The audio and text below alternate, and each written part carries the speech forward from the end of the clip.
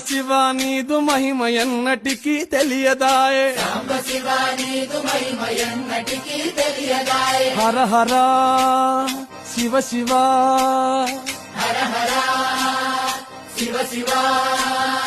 గంగా జలము తెచ్చి నీకు అభిషేకము చేతునంటే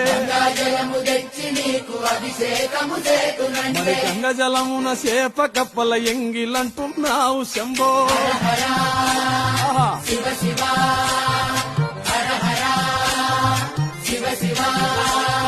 సాంబ శివ నీదు మహిమ ఎన్నటికీ తెలియదాయే